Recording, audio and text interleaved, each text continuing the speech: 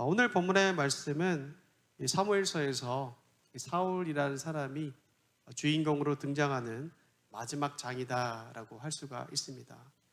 만약에 사울이 살아 있어서 성경을 펼쳐봤을 때 이 마지막 장을 봤다면 그는 분명히 무릎을 치면서 아마도 후회의 눈물을 흘렸을 겁니다. 왜냐하면 다음 장인 16장을 보시면 하나님께서 이 사울을 버리시고 다른 이를 대신하여 왕으로 선택하셨기 때문입니다. 사무엘상 16장 1절을 보면 이렇게 얘기합니다. 여호와께서 사무엘에게 이르시되 내가 이미 사울을 버려 이스라엘 왕이 되지 못하게 하였거늘 내가 그를 위하여 언제까지 슬퍼하겠느냐. 너는 뿔에 기름을 채워가지고 가라. 내가 너를 베들레헴 사람 이새에게로 보내리니 이는 내가 그의 아들 중에서 한 왕을 보았느니라 하시는지라 라고 얘기합니다.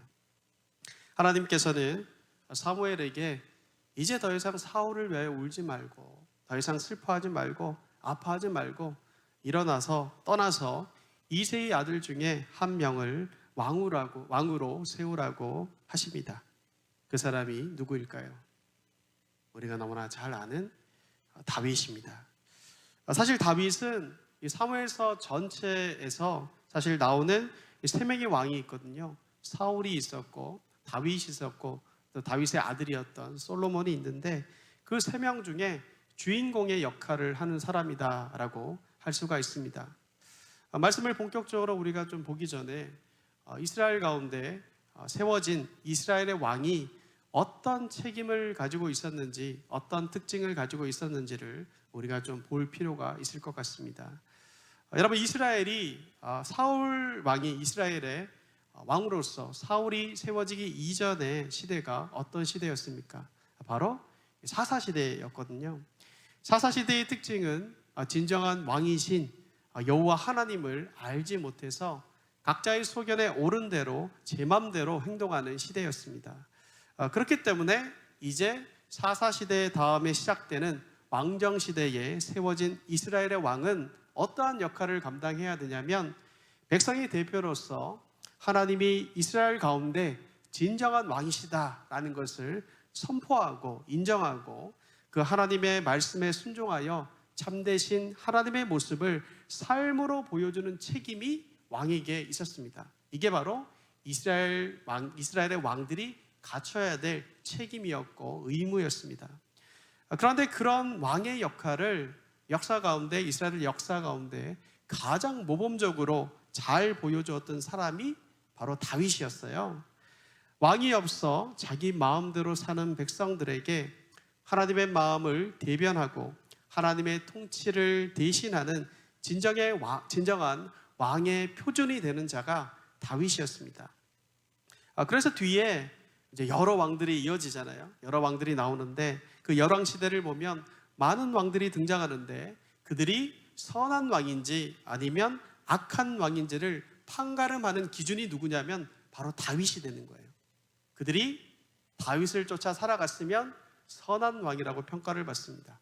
그들이 다윗을 따라 쫓아가지 아니하였으면 악한 왕이라고 역사 가운데 평가를 받습니다. 그만큼 다윗이란 사람은 이스라엘의 왕으로서 가장 하나님을 대변하고 하나님을 보여줄 수 있는 그런 진정한 왕의 모델로 나타나고 있다라는 겁니다.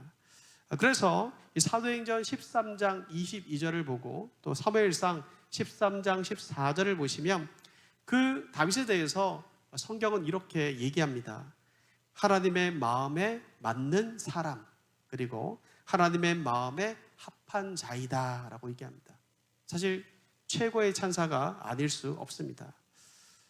다윗이 이러한 평가를 받는 반면에 안타깝게도 오늘 본문의 이 사울은 하나님에 의해서 이스라엘의 가장 첫 번째 왕이라는 영광스러운 자리에 부름을 받았지만 그리고 처음에는 정말 하나님과 동행하는 것처럼 보이고 반짝이는 삶을 살았을지 모르겠지만 그 이후로는 다윗과는 반대로 하나님과의 관계가 깨어지고 쓸쓸하고 비참하게 살다가 그의 삶의 마지막 최후도 굉장히 안타깝게 삶을 마감했다는 것을 우리는 잘 알고 있습니다.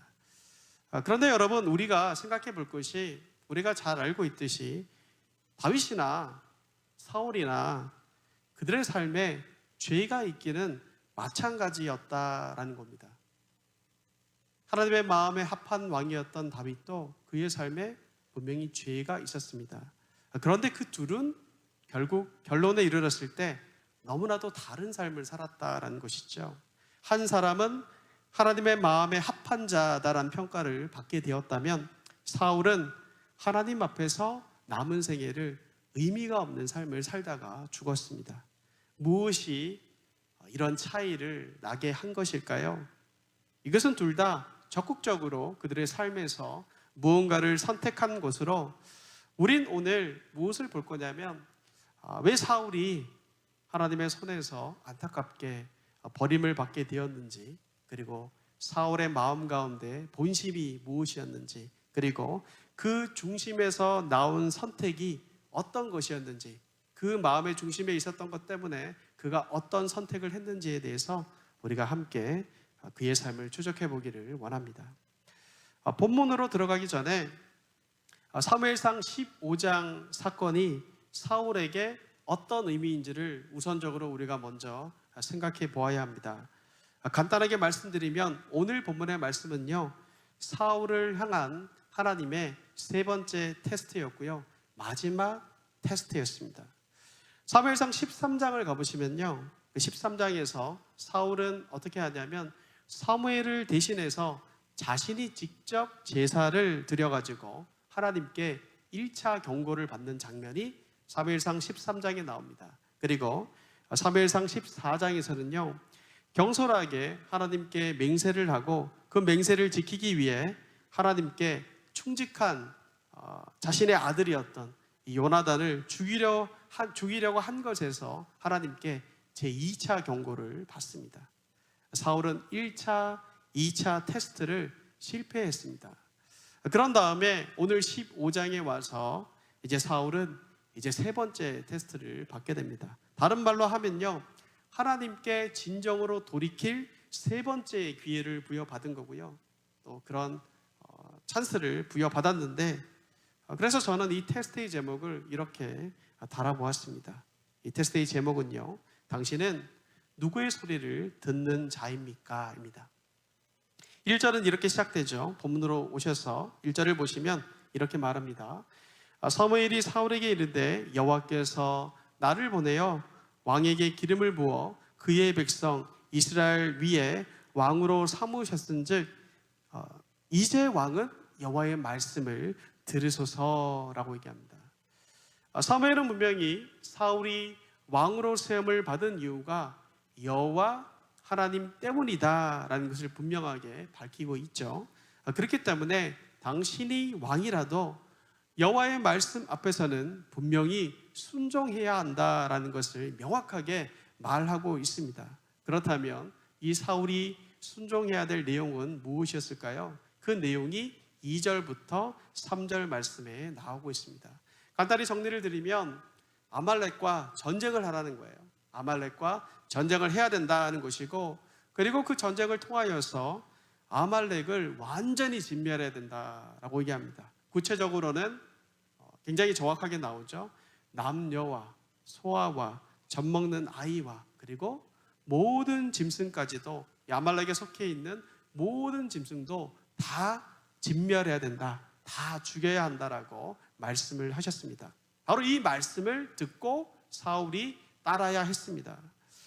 우리가 구약 성경에서 사실 이런 진멸에 관한 이야기가 나오면 조금 불편함을 느낄 수가 있습니다. 그러나 이것을 단순하게 이 땅에 사는 어떤 한 민족을 없애는 차원으로 이해해서는 안 됩니다. 이 아말렉은요, 아말렉이라는 족속, 눈에 보이는 족속이 있긴 하지만 이 아말렉은 성경이 가진 어떤 사상을 눈에 보이는 어떤 것으로 상징하고 있는 것입니다. 결론적으로 말씀드리면 이 아말렉은요, 하나님 나라를 방해하고 하나님의 백성을 망하게 하려고 하는 이 계획을 진행하는 사탄과 그 그 사탄의 세력을 상징하는 족속이라고 말할 수가 있습니다. 여러분 신명기 25장 17절부터 18절 말씀을 보시면 아말렉에 대해서 이렇게 말하거든요. 너희는 애굽에서 나오는 길에 아말렉이 내게 행한 일을 기억하라. 곧 그들이 너희 길에서 만나 내가 피곤할 때에 내 뒤에 떨어진 약한 자를 쳤고, 이 뒤에 말이 중요한데 이렇게 얘기합니다. 하나님을 두려워하지 아니하였느니라 라고 얘기합니다. 말씀에 따라 아말렉을 한마디로 정의하면 어떤 민족이라고 할 수가 있겠습니까? 하나님을 감히 두려워하지 않는 민족입니다. 이스라엘 백성들이 애굽에서 홍해를 건너가지고 탈출했을 때 그 소문은요 삽시간에 모든 인근 나라에 다 퍼졌습니다. 그들은 바다를 갈라 건너게 하시는 여호와 하나님에 대한 소문을 듣고 간담이 서늘해져서 이스라엘을 공격한다라는 것은 상상치도 못했습니다. 홍해를 건넌 다음에 모세가 하나님을 찬양하는 출애굽기 15장 모세의 노래를 보면요 이런 구절들이 나옵니다. 블레셋과 에돔과 모압이 다 두려워서 떨었다라고 기록이 되어 있습니다. 그런데 아말렉이라는 이 족속만큼은 하나님을 두려워하지 않았다라는 거예요. 오히려 여호와께서 이끄시는 대열, 약한 자들을 습격하고 당돌하게 싸움을 걸었습니다. 이것은 이스라엘 백성들에게 싸움을 건 것이 아니라 하나님께 싸움을 건 것입니다. 그들은 광야 시절 가운데 유일하게 하나님을 두려워하지 아니하고 이스라엘을 공격한 민족이었습니다. 우린 여기서 아말렉이 상징하고 있는 그 정체가 무엇인지를 알 수 있는데 그것은 바로 하나님 나라를 막고 하나님 나라의 부흥과 확장을 막는 사탄이다라고 할 수가 있습니다. 아말렉의 배후는 바로 하나님의 구원의 역사를 저지하고 방해하는 사탄인 것입니다. 그래서 하나님께서는 출애굽 후 400년이 지난 지금 아말렉을 진멸해야 된다. 정말 아무것도 남기지 말고 다 없애야 된다라고 사울에게 지금 명령을 내리신 것입니다. 사울이 이 하나님의 말씀을 듣고 어떻게 합니까? 백성들을 소집하죠. 4절을 보시면요 들라임이란 곳에 군대를 모으고 군대와 백성들이 모이는데 숫자를 보면요 무려 21만 명이 모였다라고 얘기합니다. 그들은 아말렉과 전쟁을 합니다. 그리고 우리가 읽은 것처럼 대승을 거두었습니다. 거의 진멸에 가까운 승리를 얻었습니다. 여기까지는 굉장히 좋습니다. 그러나 안타깝게도 사울은 하나님의 이 최종 테스트를 완전히 통과하지 못했습니다. 8절 말씀과 9절 말씀을 우리 함께 보도록 하겠습니다. 사무엘상 15장 8절과 9절인데요. 함께 읽어볼까요? 함께 읽습니다. 자, 시작. 아말렉 사람의 왕 아각을 사로잡고 칼날로 그의 모든 백성을 진멸하였으되 사울과 백성이 아각과 그의 양과 소의 가장 좋은 것 또는 기름진 것과 어린 양과 모든 좋은 것을 남기고 진멸하기를 즐겨 아니하고 가치 없고 하찮은 것은 진멸하니라. 여러분 하나님의 명령은 무엇이었습니까? 하나님께서는 이 사울에게 무엇을 말씀하셨습니까? 아말렉을 100% 완전히 진멸하라는 것이 하나님의 명령이었습니다. 그러나 사울은요 따져보면 부분적으로만 그 명령을 지켰습니다. 그렇게 하고선 사울은 자기가 하나님의 말씀을 듣고 순종했다라고 생각했습니다. 그러나 여러분 그것은 순종이 아니었습니다. 여러분 99% 순종을 해도 1% 순종하지 않으면 그것은 진정한 순종이라고 말할 수가 없습니다. 그것은 불순종입니다. 사울은 아말렉의 왕을 잡았지만 그를 죽이지 않았죠. 그리고 또 백성들이 아말렉의 소유 중에 양과 소의 좋은 것, 살찐 짐승과 어린 양을 가지고 갑시다 라고 얘기했을 때 그 요구를 그만 허락해버리고 맙니다. 바로 그때 이 사울이 하나님의 명령을 온전하게 지키지 못하고 불순종했을 때에 하나님 여호와께서 사울에게 나타나서 이렇게 말씀하셨습니다. 11절에 보면 이렇게 나와요. 내가 사울을 왕으로 세운 것을 후회하노니 라고 얘기합니다. 여러분, 여기서 후회한다라는 단어에서 우리가 오해하지 말아야 될 것은, 여기서의 후회는요, 인간의 후회와는 다른 거예요. 인간의 후회와는 다른 것으로, 즉 하나님께서 자신이 정한 어떤 특별한 행위가 잘못되었음을 인정하는 것에서 오는 후회가 아니라 죄인의 거역에 대한 신적인 슬픔을 의인화해서 표현한 것임을 여러분 기억해야 됩니다. 아무튼 하나님께서는 사울을 왕으로 세운 것을 후회하셨고 마음으로 아파하셨고, 그래서 하나님께서 그렇게 후회하신 이유가 무엇이냐면 그 뒤에 계속 이어서 말씀이 나오죠. 그가 돌이켜서 나를 따르지 아니하며 내 명령을 행하지 아니하였음이니라 하신지라. 사무엘이 근심하여 온 밤을 여호와께 부르짖었다라고 성경이 말합니다. 사무엘은 이렇게 온 밤을 여호와께 부르짖은 다음에 아침에 일어나서 이제 사울을 만나기 위해서 올라갑니다. 그런데 그곳에 왕이 보이지 않는 거예요. 오는 길에서도 이스라엘의 군대를 만날 수가 없습니다. 그래서 주변 사람들에게 물어보니, 어떤 사람을 만나서 얘기를 해보니 이렇게 그가 말했습니다. 12절 하반절을 보면요, 이렇게 얘기합니다. 어떤 사람이 사무엘에게 말하여 이르되 사울이 갈멜에 이르러 자기를 위하여 기념비를 세우고 발길을 돌려 길갈로 내려갔다 하는지라. 사울이 전쟁이 끝난 다음에 그 전쟁의 승리를 기념하는 비를 세웠다는 걸 알 수가 있습니다. 자, 여기까지 이야기를 한번 정리해 보도록 하겠습니다.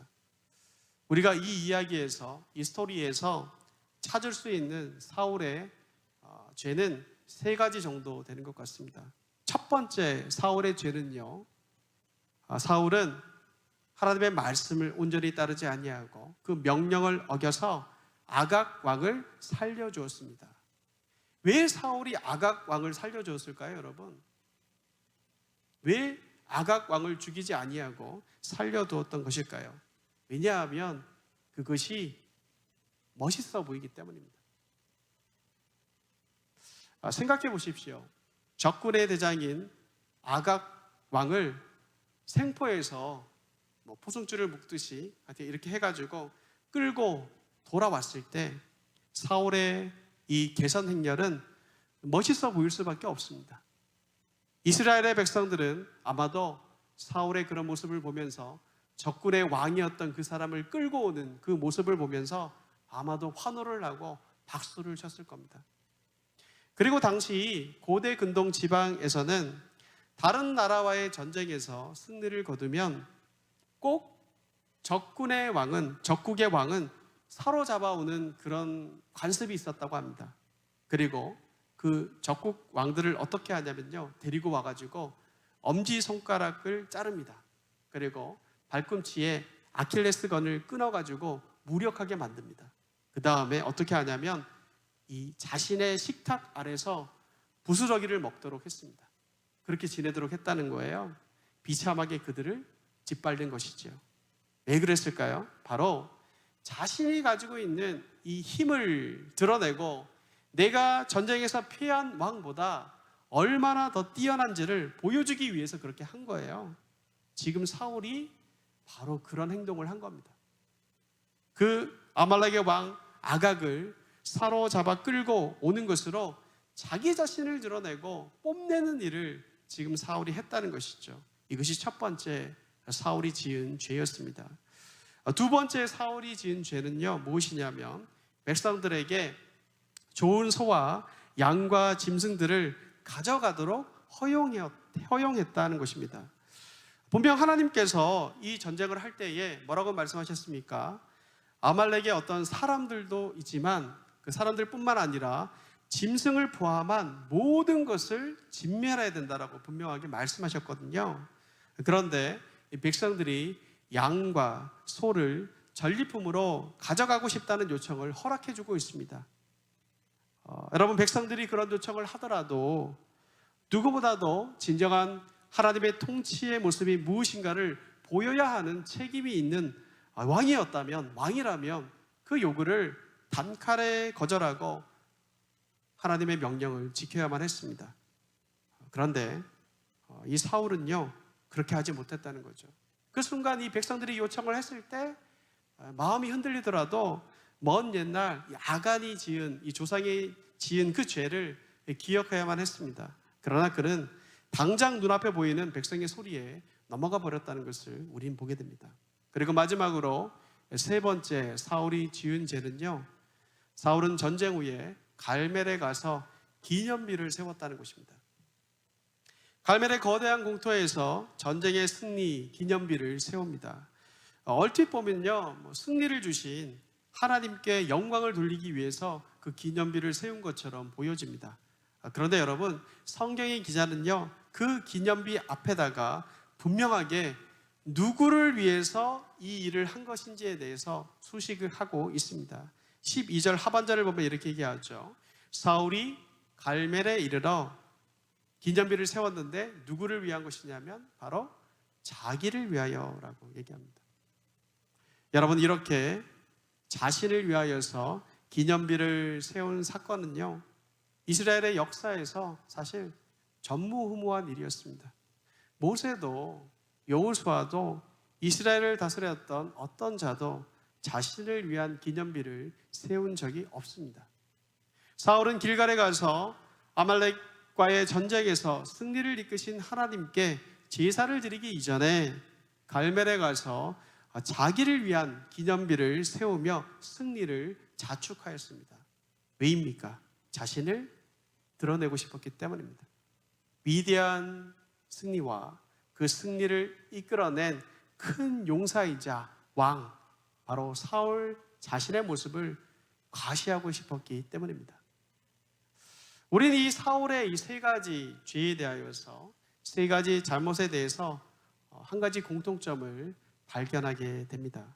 그것은 사울의 잘못 모두 다 자기 자신을 드러내고 과시하는데 초점이 맞추어져 있다라는 것입니다. 다른 말로 하면 하나님께서 마땅히 영광을 받으셔야 될 자리를 자기가 훔치고 차지한 것입니다. 사울의 이런 행동은요, 그가 이 전쟁의 성격이 무엇인지를 새까맣게 잊고 있었다는 것을 우리 가운데 보여줍니다. 아말렉과의 이 전쟁은 단순한 한 민족과의 전쟁이 아닙니다. 서두에서 말씀드린 것처럼 사울에게는 개인적으로 마지막 하나님의 테스트였고, 또 이 테스트의 내용은 뭐냐면 하나님 나라의 대적인 사탄과 거룩한 전쟁을 치르라는 것이었습니다. 이 전투를 통하여서 사울은 눈에 보이는 하나님의 대적인 아말렉과의 싸움에서는 겉으로는 이겼을지 모르겠어요. 그러나 진짜 아말렉을 진멸당하지 않았습니다. 오히려 영적인 눈으로 이 사울이 행한 행동을 보면 눈에 보이지 않는 사탄의 세력인 아말렉에는 철저히 이 사울이 패했다는 것을 우리는 알 수가 있습니다. 어떻게 말입니까? 하나님의 명령을 어기고 자신의 이름을 높이는 것으로 말입니다. 이런 사울의 행동은요, 누구를 굉장히 많이 닮아 있습니다. 창세기 3장을 가보면요, 아담과 하와가 뱀에게 유혹을 당했을 때 그 모습과 너무나도 똑같습니다. 뱀이 그들을 어떻게 유혹했습니까? 창세기 3장 5절에 보면 이렇게 얘기하거든요.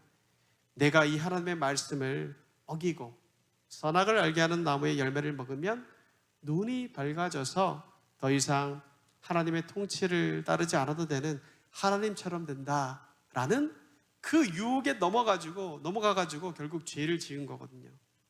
사울은 아말렉과의 전쟁을 치르고 난 다음에 똑같은 그 사탄의 음성 가운데 패배를 해버렸고, 겉으로는 전쟁의 승리와 수많은 이들의 환호를 받았을지 모르겠지만 영적인 눈으로 보면 아말렉에게 완전히 패한 것이었습니다.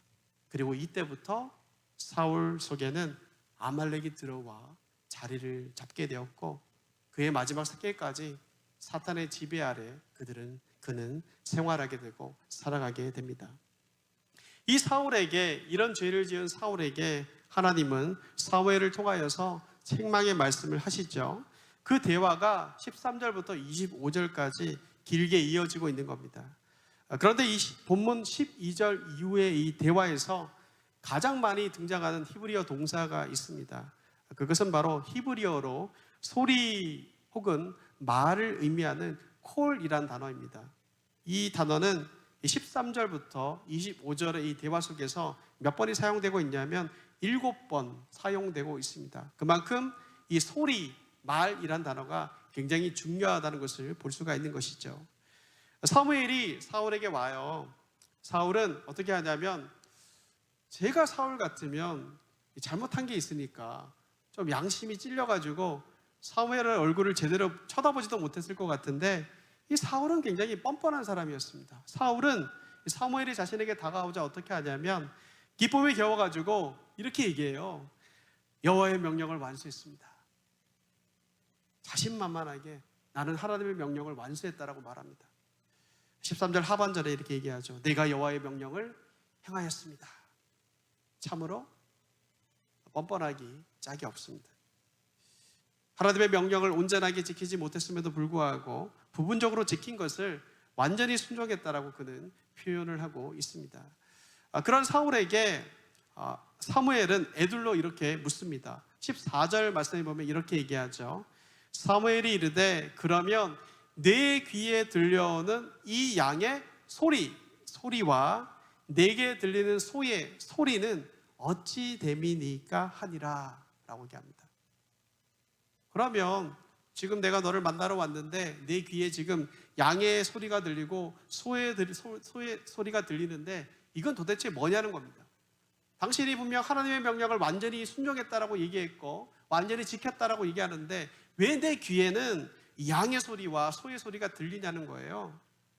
지금 하나님의 소리를 당신이 들었다면, 그리고 하나님의 소리를 듣고 당신이 순종했다면 결코 들을 수가 없는 소리, 들릴 수가 없는 소리가 내 귀에 들린다는 거예요. 사무엘의 분위기가 심상치 않음을 느꼈던 사울은 우리와 무리를 구분해서 무리들이 양떼와 소떼를 요구했지만 그 외의 것은 우리가 진멸했다라고 말하면서 이 상황을 그냥 좀 무마하려고 합니다. 그러자 사무엘은 간밤에 들은 하나님의 후회하심과 판단에 대해 전하면서 분명 진멸하라고 하지 않았느냐라고 말하고, 그리고 19절에서 다시 이렇게 말합니다. 19절 말씀입니다. 어찌하여 왕이 여호와의 목소리, 여기도 콜이라는 단어를 사용하거든요. 목소리를 청종하지 아니하고 탈취하기에만 급하여 여호와께서 악하게 여기시는 일을 행하였나이까? 라고 묻습니다. 여기서도 핵심 단어는 콜입니다. 여호와의 목소리를 듣지 않고 탈취에만 급했다는 것입니다. 그래서 그가 악을 행했다는 겁니다. 사울은 이에 대해서 또 변명을 합니다. 그러니까 사울과 이 다윗의 차이점은, 다윗은 죄를 지었을 때 나단이라는 선지자가 나타나가지고 어떤 비유적인 표현으로 그 죄를 지적했을 때 바로 하나님 앞에 무릎을 꿇었거든요. 근데 사울은요, 끝까지 무릎을 꿇지 않습니다. 끝까지 변명을 하다가 마지막에 무릎을 꿇는 것처럼 보이지만 무릎 꿇는 척을 합니다. 그리고 자기 체면을 위해서 그런 행동을 하게 됩니다. 여기 보면 사울은 또 변명을 하고 있어요. 그 변명 역시 이 단어를 포함하고 있습니다. 20절에 보면 사울이 사무엘에게 이르되 나는 실로 여호와의 목소리를 청종하여 여호와께서 보내신 길로 가서 아말렉 왕 아각을 끌고 왔고 아말렉 사람들을 진멸하였으나 라고 얘기합니다. 웃기게도 사울은 여호와의 목소리를 듣고 순종했다라고 우기고 있습니다. 다만 자기가 아니라 백성이 그 일을 했다는 거예요. 나는 그렇게 한 의도가 없었고 백성이 나에게 말했기 때문에 그렇게 했다라는 거예요. 쉽게 말하면 백성들에게 이 책임을 전가하고 있는 겁니다. 마치 이런 모습은 선악을 알게 하는 나무의 열매를 먹은 아담에게 하나님께서 나타나셔서 그에게 물으셨을 때 그 책임을 하와에게 넘긴 것과 너무나도 흡사한 모습입니다. 사울은 너무나도 뻔뻔하게 백성들이 하나님의 음성에 불순종한 것이지 자신은 순종했다라고 말합니다. 그러나 사무엘은 계속되는 그의 이 핑계에 속지 않죠. 그는 이렇게 말합니다. 22절 말씀, 너무나 유명한 말씀이죠. 사무엘이 이르되 여호와께서 번제와 다른 제사를 그의 그의 목소리를 청종하는 것을 좋아하심 같이 좋아하시겠나이까. 순종이 제사보다 낫고 듣는 것이 순양의 기름보다 나으니 라고 얘기합니다. 한마디로 사울이 하나님의 목소리를 듣지 않았다라는 것입니다. 그리고 추가로 사무엘은 23절 상반절에서 하나님의 목소리에 순종하지 않는 죄가 얼마나 큰 죄인지에 대해서 이렇게 말을 합니다. 이를 거역하는 것은 점치는 죄와 같고 완고한 것은 사신 우상에게 절하는 죄와 같음이라 라고 말하죠. 사울은 하나님의 목소리를 듣지 않는 그 죄는 마치 점치는 것과 우상숭배를 하는 그런 죄와 똑같다라고 얘기하고 있는 것입니다. 우리가 기억해야 될 것은 이스라엘 백성들은요, 이 두 가지 경우에 어떻게 처해지냐면 사형에 처해졌어야 합니다. 사형 선고를 받습니다. 즉 사무엘은 지금 사울에게 사형 선고를 하고 있는 겁니다. 당신이 지금 하나님의 목소리에 순종하지 않은 것은 점을 치고 우상을 숭배한 죄와 같기 때문에 사형에 처해지는 것이 마땅합니다 라고 얘기한 것이죠. 이 완고한 사형 선고에 계속적으로 자신은 잘못이 없다라고 부인하던 사울은요, 자기가 하나님의 소리를 듣지 않고 주님 대신에 누구의 말을 듣고 누구의 소리에 반응했는지에 대해서, 누구의 소리에 청종했는지에 대해서 마침내 진실되게 고백합니다. 사무엘상 15장 24절 말씀입니다. 사울이 사무엘에게 이르되 내가 범죄하였나이다. 내가 여호와의 명령과 당신의 말씀을 어긴 것은 뭐라고 얘기하죠? 내가 백성을 두려워하여 그들의 말을 청종하였음이니이다 라고 얘기합니다. 여러분, 사울이 누구의 목소리를 들었다는 겁니까? 사울이 왜 하나님의 목소리를 듣지 않았다는 겁니까? 하나님의 소리보다 바로 옆에서 들려오는 백성들의 소리를 더 무섭게 들었기 때문입니다. 그들의 소리가 사울에게는 너무나도 크게 들렸던 거예요. 그래서 그는 하나님의 목소리를 듣고 그 목소리에 순종하는 것을 포기했습니다. 그에게는 그 상황에서 하나님의 말씀보다 옆에서 들리는 사람들의 목소리가 훨씬 더 실제적으로 들렸습니다. 그래서 사울은 이스라엘의 왕으로 기름 부음 받은 자로서 그렇지 못한 이들에게 하나님의 음성을 전해야 되며 또 그 음성의 수종자로 사는 것을 솔선해서 보여야 할 위치에 있었지만 그가 하나님의 목소리를 버리고 백성들의 말을 들었다는 것입니다. 아말렉과의 전쟁에서 승리를 한 다음에 사울에게 어떤 소리가 들렸을까요? 분명 그에게는 전쟁 전 하나님께서 그에게 들려주신 목소리가 있었습니다. 그것이 무엇인지 누구보다도 사울은 잘 알고 있었을 겁니다. 그런데 갑자기 전쟁이 끝난 다음에 자기 앞에 들려오는 무수히 많은 백성들의 소리가 들려옵니다. 그들 왕에게 이렇게 소리쳤겠죠. 사울 왕이시여, 당신의 위신을 위해서라도 당신을 높이기 위해 아각은 남겨서 끌고 가야 합니다. 사울 왕이시여, 우리 가운데 양과 소의 좋은 것은 남겨야 합니다.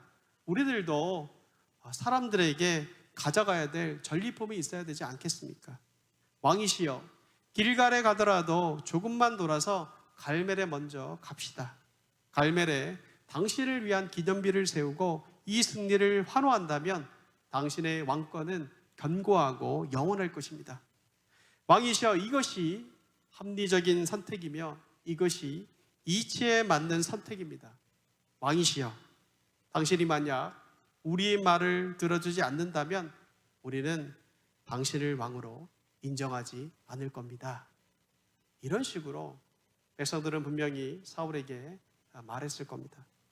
사울은 이 백성들의 소리를 듣고 무서움과 두려움을 느꼈습니다. 그 순간 그에게 분명히 남아 있었던 하나님의 음성과 하나님의 목소리가 있었는데 그 목소리는 너무나도 희미해져 버렸고, 그는 하나님의 소리가 아니라 사람, 다른 말로 하면 세상의 소리를 듣는 자가 되어버렸던 것입니다. 그런데 여러분, 이 지점에서 우리가 함께 생각해 볼 것이 있습니다.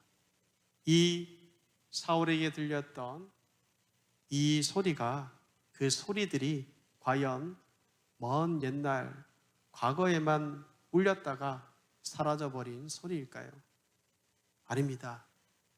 이 목소리는 지금도 우리들에게 계속해서 들려지고 있는 목소리들입니다. 여러분, 우리는 우리의 삶 속에서 이러한 목소리로부터 자유합니까? 그렇지 않습니다. 세상 가운데 이미 정해진 가치와 기준에 따른 엄청나게 많은 합리적인 소리들이 계속해서 얼마나 많이 우리 가운데 들려오는지 모릅니다. 오늘 하루를 살아가시면서 아마도 저와 여러분은 세상 속에서 무수히 많은 소리를 들었을 겁니다. 세상은 우리에게 끊임없이 말합니다. 지금 당장 먹고 사는 것이 중요하지, 꼭 지금 하나님께 영광을 돌리는 게 중요하나? 나중에 좀 형편이 좋아지면 그렇게 살면 되지 않나? 그런 말들이 들려옵니다. 그렇게 이익을 따지지 않고 그렇게 살아가면 어떻게 살 수가 있느냐는 말들이 다가옵니다. 이미 내게 주신 주님의 음성에 반응하여 순종으로 나아가지 못하도록 만드는 수많은 세상의 말들과 소리들이 우리에게 들려옵니다. 우리가 오늘을 헌신하지 못하게 하고 내 주머니를 열지 못하게 만드는 그런 말들이 끊임없이 우리 가운데 다가옵니다. 우리는 이런 말들을 듣게 되면요, 내가 하나님을 향한 믿음으로 살아갈 때 나를 향해 비웃을 사람들의 소리가 두려워집니다. 우리를 향한 세상의 비아냥거림이 두려워집니다. 여러분, 사울이 받은 이 시험은요, 아직도 끝이 나지 않았습니다. 계속해서 그 소리들은 우리를 부르고 있습니다. 하나님의 소리와 세상의 소리가 들리는 이 땅의 현실 속에 계신 여러분, 저와 여러분은 어느 편에 서시겠습니까? 누구를 두려워하시겠습니까? 중립은 없습니다. 순종과 불순종, 삶과 죽음밖에 없습니다. 예수님께서는 사랑을 담아서 제자들에게 이렇게 말씀하신 적이 있습니다. 누가복음 12장 4절부터 5절 말씀을 보시면 예수님께서 이렇게 얘기하셨어요.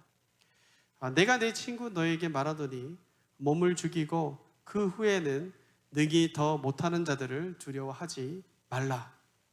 마땅히 두려워할 자를 내가 너희에게 보이리니 곧 죽인 후에 또한 지옥에 던져넣는 권세 있는 그를 두려워하라. 내가 참으로 너에게 이르노니 그를 두려워하라 라고 말씀하셨습니다. 여러분, 우리는 진짜를 두려워해야 합니다. 하나님의 말씀에 불순종한 결과는 이 생뿐만 아니라 내세에 미칩니다. 우리는 진짜를 두려워할 때 가짜를 두려워하지 않을 수가 있습니다. 사울은 바로 거기서 실패를 했습니다. 그리고 안타깝게도 오늘날 많은 그리스도인들 또한 그 같은 데서 실패를 경험하고 있는 것 같습니다. 주님의 한량없는 은혜로 구원을 받을지는 모릅니다. 그러나 적어도 이러한 삶을 사는 사람들은 하나님 나라의 삶을 살아가거나 사탄의 나라의 위협이 되는 사람은 될 수가 없습니다. 사랑하는 여러분, 저는 우리가 실패한 삶으로 불리지 않기를 원합니다. 사울과 같은 삶을 살기를 원치 않습니다. 그러니 부디 수많이 들려오는 세상의 소리가 아니라 참되신 하나님의 소리에 귀를 기울이고 그 앞에 순종하는 저와 여러분이 되기를 바랍니다. 여러분, 우리가 살아가는 오늘날의 시대는 하나님의 소리가 아니라 세상의 소리가 너무 많이 또 크게 들리는 시대입니다. 다양한 매체의 발달로 인해서 얼마나 많은 세상의 소리에 주체할 수 없이 우리가 많이 노출되어 있는지 모릅니다. 하나님의 권위보다 세상의 권위가 더 커 보이는 시대이고 또 그 소리들이 사람들의 마음을 지배하고 있는 시대입니다.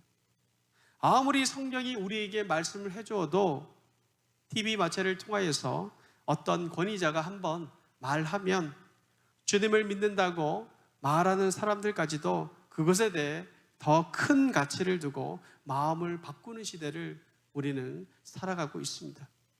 그런데 여러분, 더 절망적인 것은 앞으로도 그 세상의 소리는 작아지지 않을 것이다 라는 사실입니다. 오히려 점점 더 커질 것입니다. 그때마다 세상은 우리를 우겨싸고 우리를 향해 수많은 합리적인 소리를 우리 가운데 외칠 것입니다. 너를 지켜줄 수 있는 돈을 붙들어라. 내가 도움이 되는 인맥을 만들어 놓는 게 더 중요하다. 내가 지금 하나님께 드리는 시간을 다른 곳에 투자하는 것이 더 현명하다. 여러분이 나이가 들어가고 가진 것이 더 많아지고 더 힘이 있을수록 여러분은 수많은 세상의 요구와 조언과 제안을 들을 것입니다. 저는 저와 여러분들이 이 세상의 소리가 아무리 커져서 우리가 그 소리에 우겨쌈을 당한다 하더라도 우리가 유일하게 두려워해야 할 그분을 두려워하며 그분의 목소리를 듣는 자가 되기를 간절히 바랍니다. 독일의 종교개혁자였던 마틴 루터는요, 이렇게 얘기했습니다. 하나님의 소리를 듣는 것은 모든 덕행의 면류관이며 영예이다 라고 그는 고백을 한 적이 있습니다. 저와 여러분은 에게 묻고 싶습니다. 앞으로 여러분의 인생에서 여러분은 누구의 소리를 들으시겠습니까? 정말 참되신 하나님의 소리입니까? 아니면 우리 가운데 끊임없이 우리를 유혹하고 우리를 무너뜨리려고 하는 세상의 소리입니까? 부디 우리의 삶 가운데 참되신 하나님의 소리를 경청하고 그 소리 가운데 순종하며 나아가는 저와 여러분 모두가 되기를 간절히 기도합니다. 함께 기도하겠습니다.